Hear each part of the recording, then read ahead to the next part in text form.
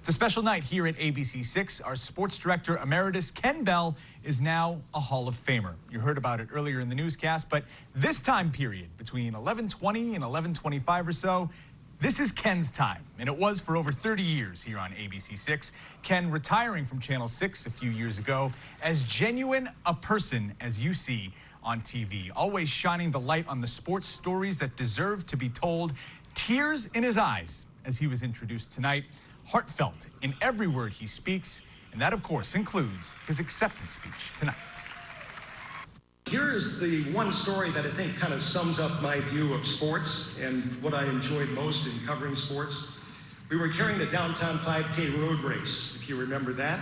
Just as we were about to sign off, we noticed that there was someone in a wheelchair pushing himself backwards with one leg. It turned out it was Jason Pisano. I went down to his grandmother's trailer, and Jason was there. Jason had cerebral palsy. He could only have use of one foot.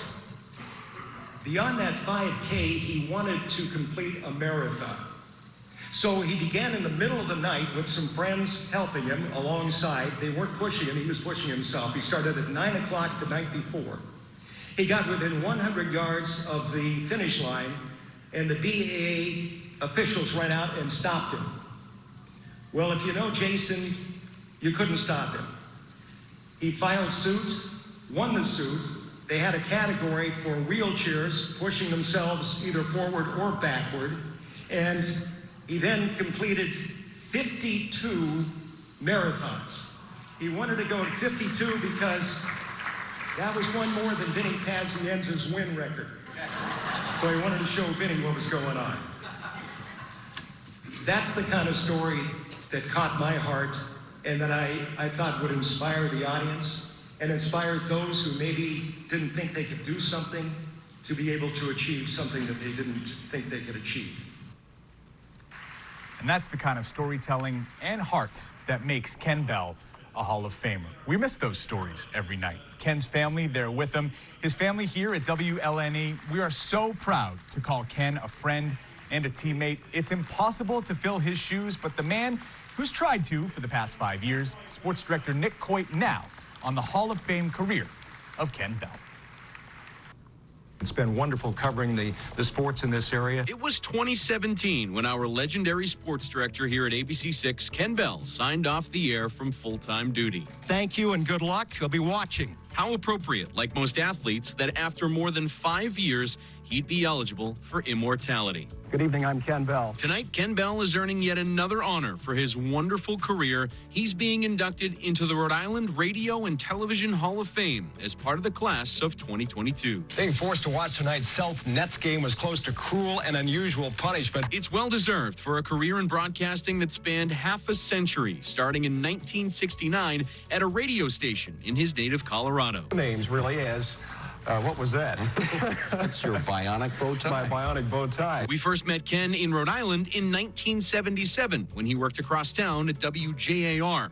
And after a brief detour in Milwaukee, Ken landed back at the place he'd call home for 35 years, Channel 6 in 1982. Hey, mamma mia, it's the new Pizzatola Center. Over the years, Ken followed some of the biggest stories, moments, and names you can think of in sports. Hey, New York, this is the World Series. I mean, in New England, this is big. This is really big. But his greatness always lied in his local sports coverage, following the PC Friars, Rhody Rams, Brown Bears, Bryant Bulldogs, and all the high schools in the area. Here's a guy that demands great discipline, and you guys come out and take it. A New England Emmy winner and Silver Circle honoree, Ken became a survivor in sportscasting, picking up a camera and doing it all himself. In the later years, Ken adapted. Ken Bell, ABC6. And the four-time NSMA Rhode Island Sportscaster of the Year always carried himself with the same grace and passion every day on the job. When you do treat people with respect, they seem to respect you. So congratulations to our friend Ken Bell, a Rhode Island icon, who tonight takes his rightful place in the Hall of Fame. Well said, Nick. Your rightful place indeed. The one thing you heard over and over tonight about Ken, Jeff and I were there, and Ian, you were there as well.